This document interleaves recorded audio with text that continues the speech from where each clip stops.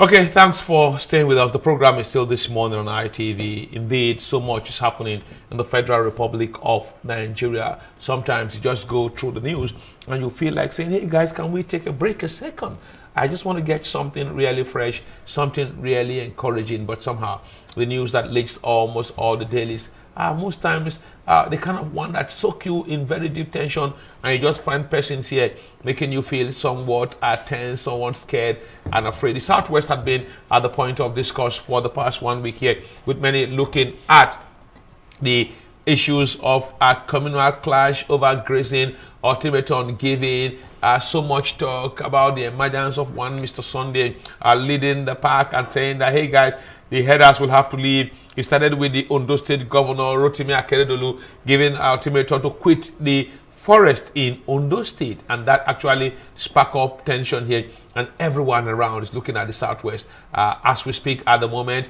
The IPOB leader Nnamdi Kanu, deep away in the UK, issued a statement and saying his own part of it. Some other persons have all been commenting as well, and there have been talk about the need for dialogue, the need not to dialogue, the need for several other things here. And someone said the ultimatum given by Ondo State Governor Rotimi Akeredolu elapses today, and so all eyes are on it. Some papers are reporting this morning that the governors of the Southwest will be meeting with the Fulani Cattle Rearer Breeders Association, referred to as Meiti Allah Cattle Breeders Group here, and that is well, give or take here. We'll be seeing how all of those play out here, but there's still a security issue. Many persons are asking questions about the talk about if we can get a lasting solution to the problem of headers. Why haven't we gotten that? We saw what happened in Benue Taraba and even Nasarawa State, and we will just be done with this and actually go and rest. Former Senate President Bukola Saraki is calling for caution from all sides. Why the Are Onaka Kanfo of Yoruba land, Gani Adams, saying that they shouldn't take his silence for cowardice. So much in one pot of headers farmers clash. My name again is Iharuata, and it's now time for us to actually get our first guest for this morning, security consultant, Mr. Jonathan Isaac. Welcome to our studio. Good morning, my brother. Yes, the Southwest have been pretty boiling. Let me say boiling. Ondo, Oyo, boiling, and many are so worried here at this time that we thought it's now a full-blown security issue, and many persons are just extremely worried here. The ultimatum elapses today. So much question is being asked here. So much discourse is going on here. But from your own perspective and what you see, can you give us the extent, maybe by your assessment in terms of degree, the magnitude of the farmers' headers clashes and implication on national security? Yes, Mr. Atai, I am even surprised this morning hearing so many news that the ultimatum... Everywhere is full. Everywhere is full. If you go to our national dailies today, you come to discover that one thing or the other, all the dailies you discover that is still on the issues that we are discussing. And it's unfortunate that we're still faced with the same problem. But my first take on the matter is we should look at it carefully before it becomes an inter-regional conflict, because we have Fulani's headers everywhere, and we have people from Ondo living in other parts of the country. We need to look at it holistically. Yes, on the security aspect of it, the Fulani's fight is not today. We know how it all started before now. And at the long run, we have what we call the anti-open grazing law. Though it has not been passed to law in so many states, but I know of so many of other states that it has been passed to law. And even when this law is passed, we see herders still carrying their cattle around without any caution. But to go straight to the point, the forest in question, if I may ask, is that the only reserve? Is that only where the Fulanis are staying? Don't you think that the media also did not have matters here? Because what the governor said is quit the forest. What the media reported is quit the state. That's where I'm coming to. I'm coming to clarify. Okay. The governor have not said, let me clear just quit the state. No, it's a particular region. Are you in me? It's the forest that he is Forest reserve. yes, Not the even forest, just the the reserve. the forest reserve. And we have other Fulanis communities in this state. He is just particular about the forest because there Not is even all something. the forest reserve. Just the forest reserve, like you said. You know, we have forest. So many. We have forest exactly. reserve. Forest reserve is likely where those people who are actually into timber business don't go to. Exactly. It's so thick and whatever. So I see that the statement of the governor is not out of place. Something must have ignited that statement. And if it is saying that it's now I got to know that they are occupying the reserve, that means that he is taking the right step in the right direction.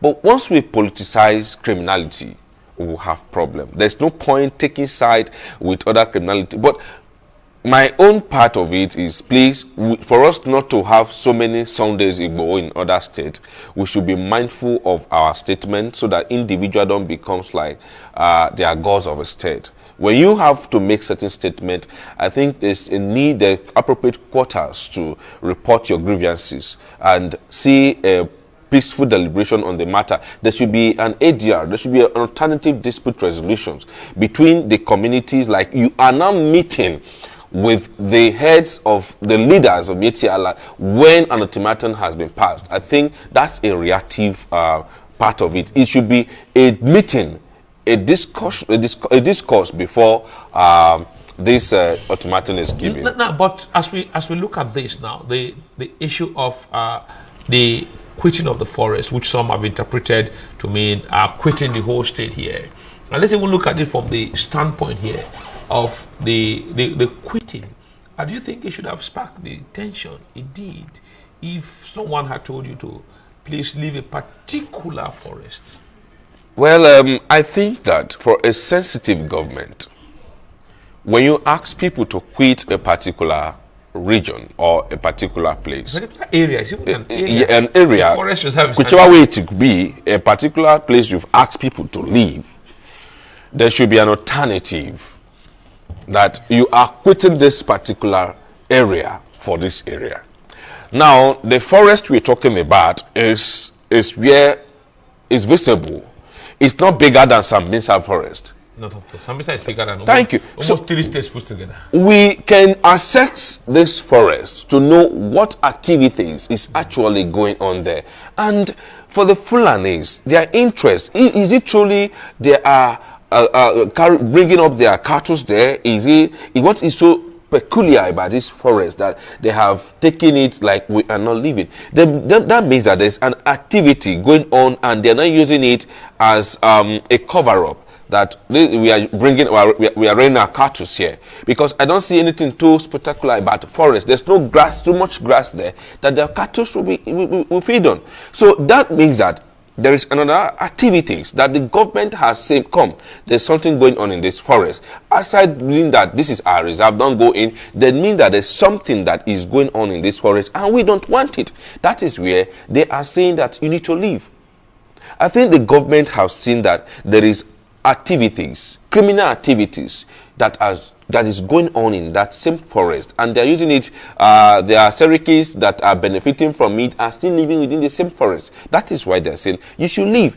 But the government also, for a sensitive government, provide an alternative that as you are evicting them from this forest, not completely the state, you should create another place that these people will live and but as we look at the herders farmers issue now, one thing that is really very disturbing is the continuous what do you call it now, reoccurrence of this problem, in the sense that we knew what happened in Benue. Yes. We saw all the corpses that came out. The governor had a parade show, a road show with the corpses and whatever before the burial.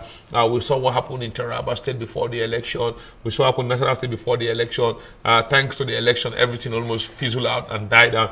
We are seeing a resurgence here in the southwest here. But the very big question many will be asking, are we really showing commitment? After all of these Sunday go stories dies down, after all the ultimatum dies down, the issue of the herders farmers clash will likely resurface somewhere. Even the bandit in the northwest, many believe is farmer herders clash. The truth of the matter is, being bandits, being Boko Haram, being headers, they are all in one camp. They're just splitting to divert attention. Okay. That's the same people trying to, when they want to fund themselves through this mix, they'll go on the bandit aspect and maybe kidnapping and all of that. They're just trying to divide themselves. But let me say something here. Okay. You cannot be nearly pregnant. It is either you are pregnant or you are not pregnant at all. Now we ask questions. Is the government supporting a particular region? Is they supporting people for ethnicity base? Are they supporting people because of tribes? We need to look at these things holistically, because look, criminality does not recognize tribe.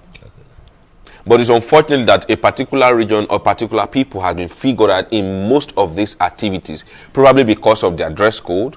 A man can just dress up now and wear the Fulani kind of styles, and you imagine when I appear, you say this an Axum, this, because of what the appearance, the dress code, and all of that. But also we need to go beyond that and see. I believe that the Fulanis, elders clashes we're talking about, the natives, the Fulani natives may not be the one carrying out these actions to a large extent. We must have to investigate which Fulanis are involved in these things. I think the step the government should have taken is, one, identify the Fulanis in these questions, know where they are coming from, and send them back to their positions. But if we decide to give deaf ears to certain issues, like you mentioned, it has happened in Benue, it has happened in Jos, it has happened in so many states, and it's still happening, that means that it's a set of people who are pretending to be a particular set of people that is carrying out these actions. We have people who have been arrested before, and they're not Fulanis. We have people who are involved in one criminality or one way or the other, and they were arrested, but they're not Fulanis. But because of people who have come to terms that these are their dress code, this is the way they act, this is who they are, that is why you will come to discover that when you go to that forest and you bring out the Fulanis, you discover that maybe 10% of the people you talked about are even indigenes of the same state, who act like they are Fulanis, and they are benefiting from the activities of maybe one way or the other, kidnapping and all of that. They are benefiting, but they come to hide under this particular Seriki in the same forest just to claim that they are Fulanis. Bring them out and you discover that some of them are not actually Fulanis, but they dress in the same way, act in the same way, and that makes them look like they are one. But let's look at it together. We need to put it into, we need to weigh it and balance the equilibrium. Yes, the Fulanis elders clashes are known, on our national dailies we see them every day. One state they have beheaded some persons. One state, because of their crisis situation, people have tagged them that they are violent. And if you check it, it is not entirely their activities. Some people appear to be them, but they are not them. We still have the Boko Haram who dress in the army uniform, dress like they are soldiers, wear everything that soldiers are wearing. Does that make them the army? No. The question is that they are acting like that to make them look like they are one. But that does not make their activities, their operations, their modus operandi to be the same. They have different agendas, but dressed in the same way. So we have people who are still dressing like the Fulanis, still they are not Fulanis. And the best way to identify them, when you capture these people, ask them questions, where are you from? You come to discover that some of them are from so place, and most of the people who are carrying out these actions are not the native Fulanis. They are the ones that are maybe brought in or came into this country because of one reason or the other. And the Fulanis that are even in the same state, they're like I will say, and I bet the governor, the cattle, if they are coming up with these ideas now, we also have to remind them that the cattle that they are rearing in that state, some of those cattle belongs to their politicians in the state, and they hire these people to come and rear these cattle because of their particular. But some of them are also from other part, but they are largely owned by largely owned by the people in the state. No, even by the rich. Of course, the rich guys who roam the street don't have the cattle. Those cattle are into hundreds of. So you see that this whole thing is politically motivated. No, but now, like what I raised. When we talked about it before, when we had the Benue problem, The issue of ranching was raised. The issue of grazing reserve was raised. What has happened to us? Why can't we work on the policy? Not all the states. Why is it that when everything dies down, everyone returns back? The problem is forgotten. And problem is enforcement at the other aspect. Other angle, our enforcement agency is not enforcing the law. Because once a particular state has passed a law and it has gone through the state assembly and a law has been passed, this is so we want, there should be an enforcement. Even in Abuja here today, you see that they carry cattle and cross the road here. If you've not seen, I've seen several occasions. This is the federal capital territory, and people still do the same. So you go talk more of states where a law has been passed, nothing is done, and what we now do is that we give blind eyes to certain issues because of these are my people somehow. I don't want to hurt them, because the intervention of the presidency to what the governor is saying on those state governors, their intervention was laughable. What's your take on that? Because many have shared the view that Malam Garba ought not to have commented. Many said he would have kept quiet. Many said there would have been dialogue, since Akeredolu is a very close governor to President Muhammadu Buhari. What's your take on that that response? Well, I have tried to one way see the government that is in power now. Okay.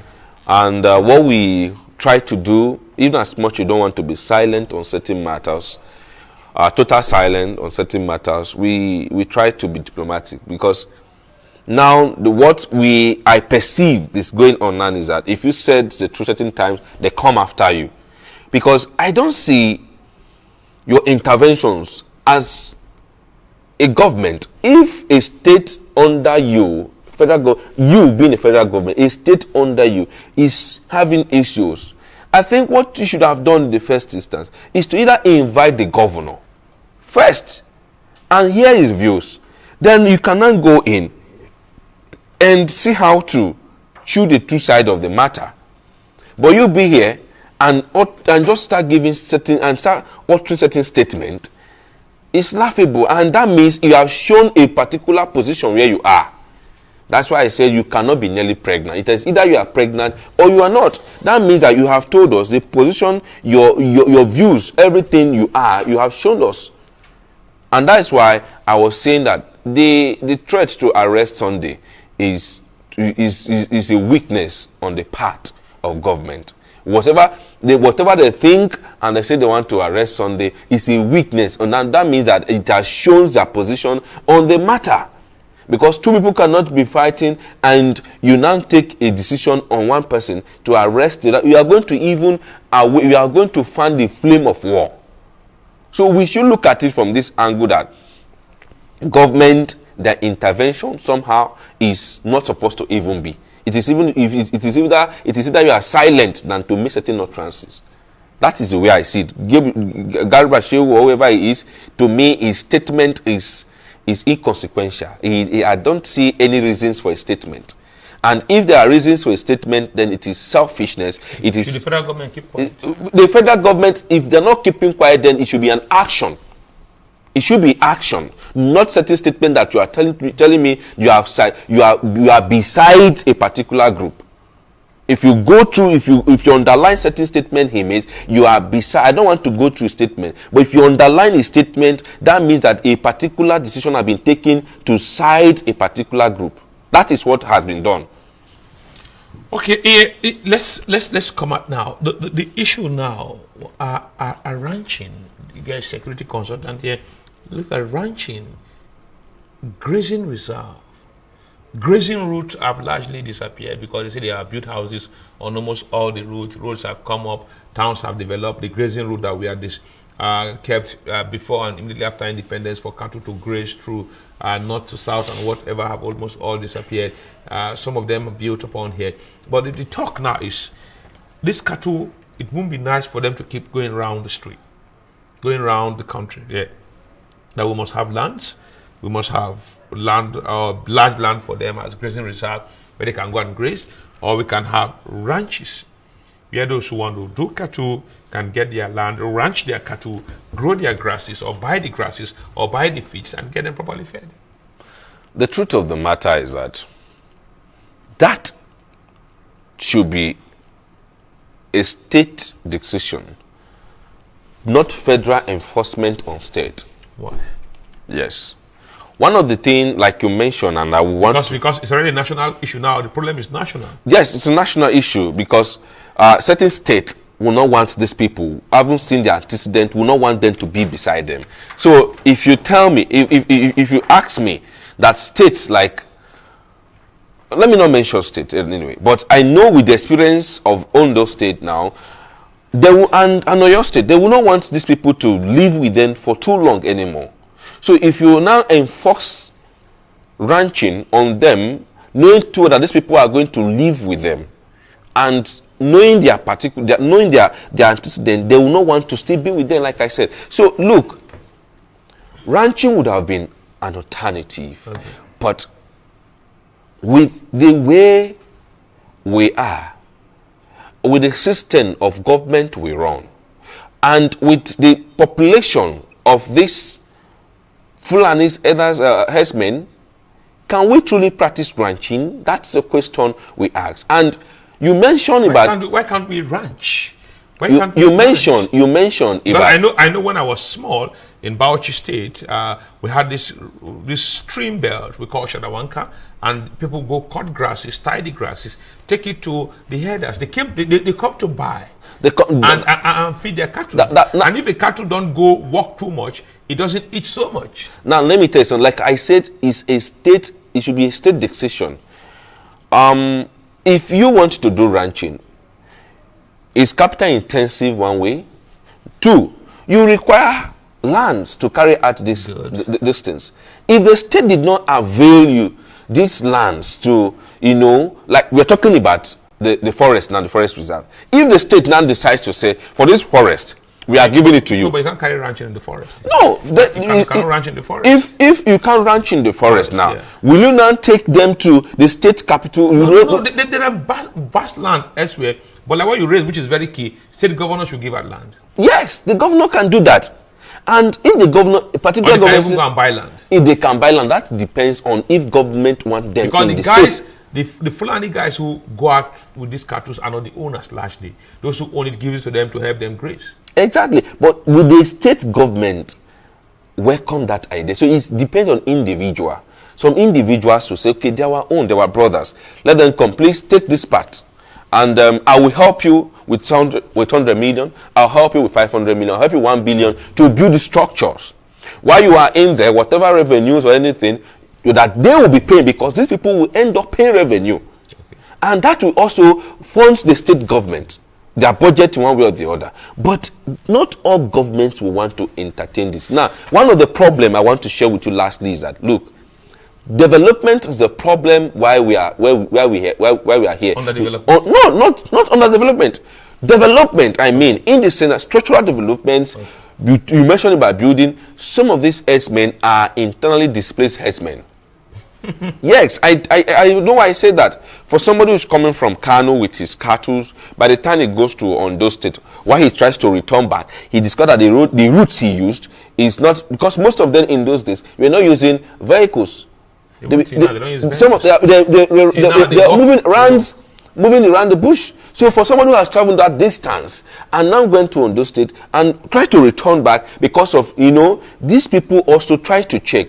By the time the sun is set in the north and the time it is not set in the east, they try to measure these things when grass will be okay. Sometimes rain are falling in Abuja, rain is not falling in Ondo State or falling in Oyo State. So when they see that, rain is falling in Oyo State and it's not falling in Abuja, and the grass are fresh there, they feel that their cattle will feed large on these grasses. They will transport their grass, their this thing through movements. And by the time that to return back to base, they discover that the route they use, either bridge has covered it, either houses have taken over these places. So development also contribute to these things, and they have no choice than to return back. But we must develop. Of course, when we are developing, we should have that at the back of our mind that there are human beings who are still. But even if sadly the grazing routes were not preserved, they have been, most of them have been fully developed, roads, bridges, and all of that. But I also think that government should be committed to ranching, committed to grazing reserve, and getting it done. Exactly, I agree. Okay, thank you very much, Mr. Jonathan Thank you, my Isaac, brother. security consultant here. Everyone is worried. Yes, we are all worried, but we are praying that the country should grow better than what we have come to do. But government has to be sensitive to certain issues that is happening, not to take side because of ethnicity, religion, or tribe. We need to maintain standards. If not, what we have come to do today is a word that will fall on us tomorrow. Okay, we pray it doesn't here. The federal government will pray this. The needful is done, and we all live together in peace and unity. Okay, thank you very much for coming. Wish you all the best. Thank you, my brother. Okay, next we'll be looking at the All Progressives Congress when we come back from the break here. The registration to be or not to be. All the political parties are somewhat submerged in crisis here. PDP is not free. ABGA had its own dance and whatever here. Several other issues here are just boiling in all political parties here. But today, we'll be narrowing down the ruling political party at the federal level. That's the All Progressives Congress. They want to get new member or register their members here. And the controversy around it is brewing. Some say, hey guys, we can. Some say we cannot. And several other issues with some litigation still hanging in court after this break.